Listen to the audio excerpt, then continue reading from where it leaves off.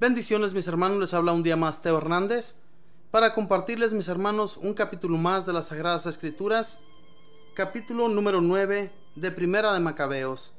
Abramos el corazón, mis hermanos, y el entendimiento para que entre este mensaje en nuestro ser. Y lo leemos en el nombre del Padre, y del Hijo, y del Espíritu Santo. Amén. Cuando supo Demetrio que Nicanor había perecido junto con sus hombres, mandó de nuevo Baquidés y Alquimés a la cabeza del ala derecha del ejército rumbo al territorio de Judá. Tomaron el camino de Galilea y pusieron sitio a Mesalot en el territorio de Arbeles. Se apoderaron de ella y masacraron a muchos de sus habitantes.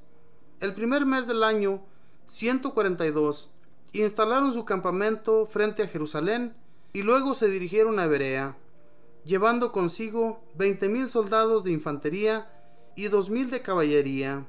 Judas, por su parte, había levantado su campamento en Eleasa y tenía consigo a 3,000 de entre los mejores soldados. Cuando vieron que los enemigos eran tan numerosos, se asustaron y muchos huyeron del campamento. No quedaron más que 800. Judas vio que su ejército se desintegraba en el preciso momento en el que el combate les venía encima. Quedó consternado, pues ya no tenía tiempo para reunir a los fugitivos. A pesar de eso, dijo a los que se habían quedado con él: «De pie, ataquemos a nuestros enemigos y veamos si podemos vencerlos». Sus compañeros trataron de disuadirlo, diciéndole: «Por ahora lo único que podemos hacer es salvar nuestra vida. Volveremos luego a reprender la lucha junto con nuestros hermanos, pues en realidad somos muy pocos». Judas les respondió: «Nunca haré eso. Líbreme Dios de huir frente a ellos.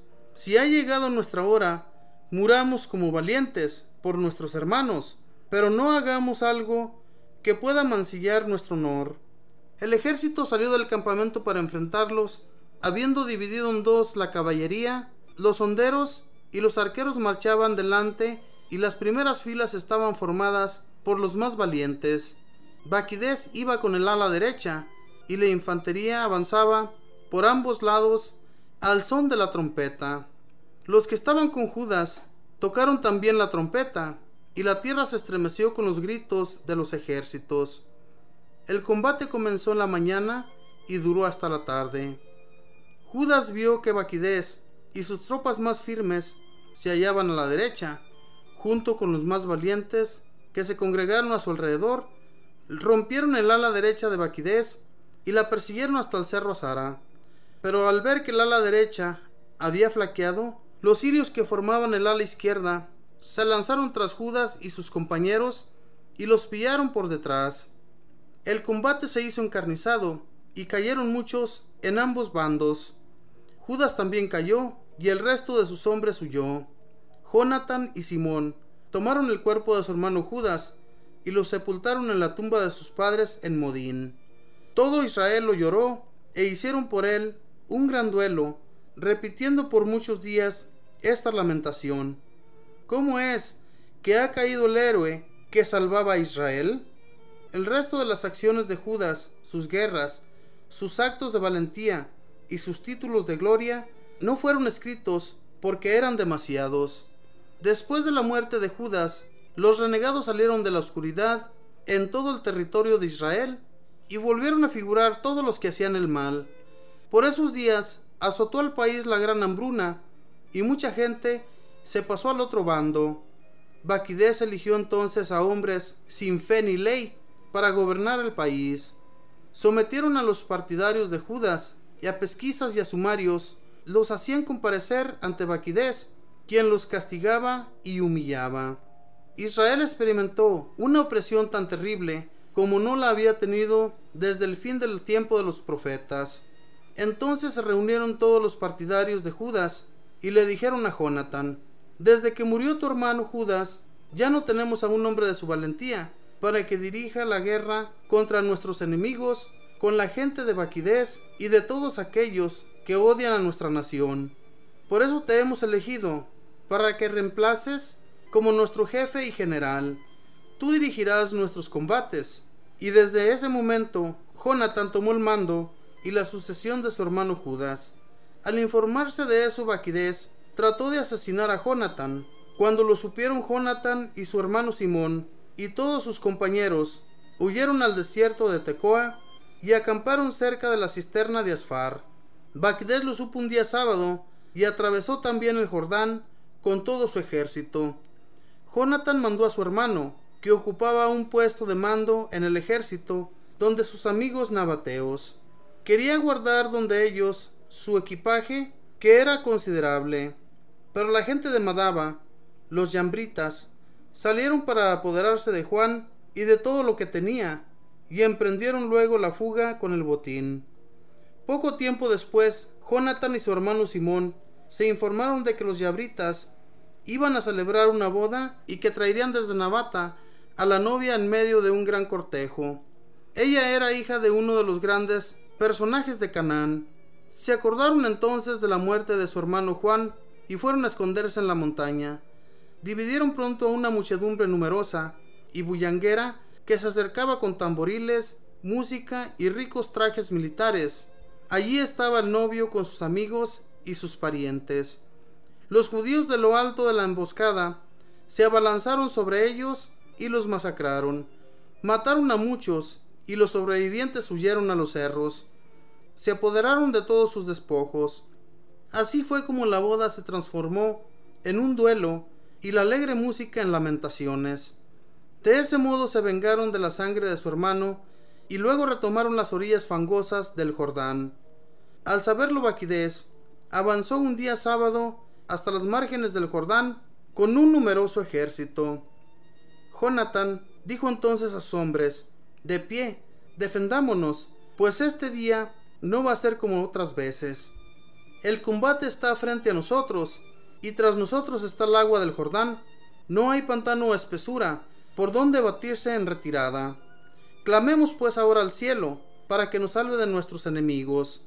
Cuando comenzó la batalla, Jonatán extendió su brazo para asentarle un golpe a Baquidés, pero éste se echó para atrás. Jonatán y sus hombres se tiraron al Jordán y alcanzaron a nado la otra orilla, pero los enemigos no atravesaron el río para perseguirlos. Ese día cayeron alrededor de 1000 hombres del bando de Baquidés. Baquidés regresó a Jerusalén y se puso a construir fortalezas en Judea: Jericó, Emaús, Bet-Orón, Betel, Tamata, Faratón y Tefón. Hizo allí grandes murallas con puertas guarnecidas de cerrojos. Dejó una guarnición en cada una para mantener la represión en contra de Israel. Fortificó Bet-Sur, Gazer y la ciudadela, y puso allí hombres armados con víveres de reserva.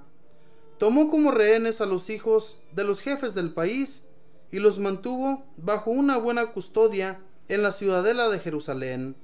En el 10º mes del año 153, Alquimés ordenó demoler el muro del patio interior del santuario. Esto no significaba menos que destruir la obra de los profetas. Comenzaron a demolerlo, pero Alquimés tuvo un ataque y sus planes quedaron allí. Tenía la boca paralizada y no podía pronunciar palabra alguna ni dar órdenes respecto a su casa. Así murió Alquimés en medio de grandes sufrimientos.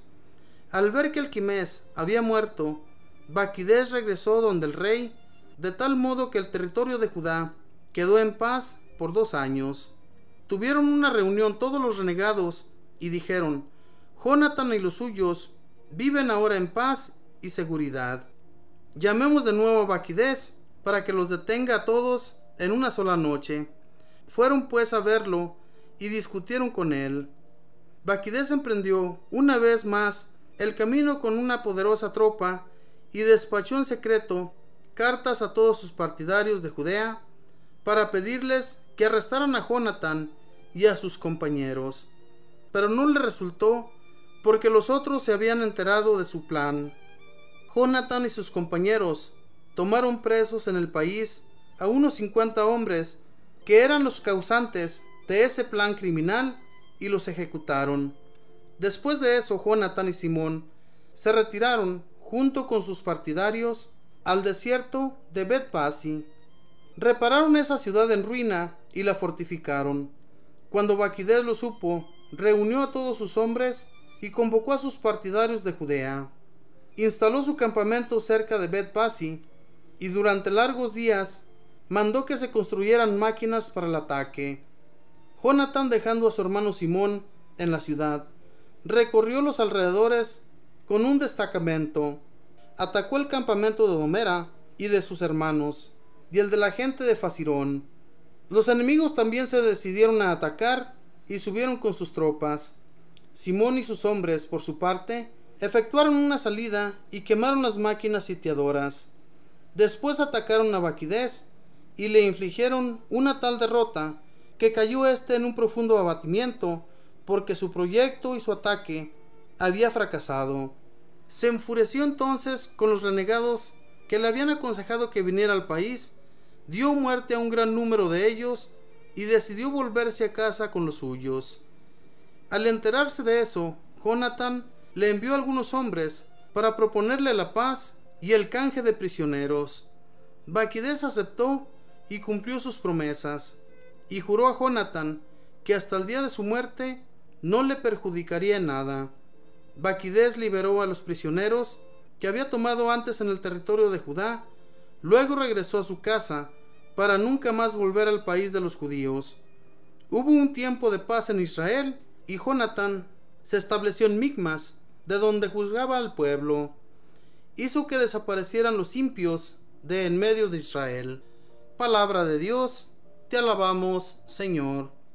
Hermanos, en este capítulo podemos ver cómo primeramente muere Judas, este hombre que había dirigido al ejército de Israel, que había salvado muchas veces al pueblo de los opresores, pero más tarde muere su hermano y queda Jonatán al mando, hermano también de Judas.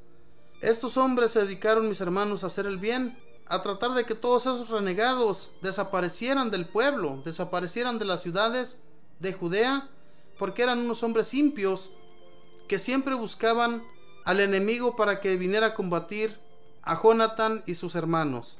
Era algo terrible, hermanos, que la misma gente de Israel fuera a buscar de la gente pagana para combatir con su propio pueblo. En serio, que esto yo lo veo muy terrible, y que por esta causa, mis hermanos, es que muchos judíos no aceptaron estos libros. Los libros de los Macabeos no son aceptados por los judíos. Ellos se han deshecho de estos libros. ¿Por qué? Porque no les conviene lo que aquí nos enseña la palabra de Dios. Primeramente, estos hombres buscaban el bien para su nación, pero había muchos de ellos que estaban en contra, y por esta causa yo me imagino que estos libros no los han aceptado, tanto igual que muchos protestantes, ¿verdad? Muchos protestantes, mis hermanos, no aceptan estos libros y se han deshecho también de ellos. Qué raro es esto, y qué cosas hacen estas personas para deshacer lo que el Señor hizo. A través de los años fueron escribiéndose todos estos libros, y todo lo que está en la Biblia, mis hermanos, no puede ser deshecho, ni tampoco se puede dudar de lo que en aquel tiempo pasó, porque todo aquel que le cambie o le quite a las Sagradas Escrituras va a tener que pagar muy riguroso castigo por haberlo hecho. Esto es una promesa que Dios hizo, que todo aquel que le quite o le agregue será castigado, y eso sucederá si esto continúa volviéndose un conflicto para toda la gente. Mis hermanos, busquemos de Dios, hagamos el bien y leamos todos los libros de las Sagradas Escrituras, especialmente la Biblia católica, que nos va a enseñar todos los libros que son importantes para aprender nosotros de Dios. Bendiciones.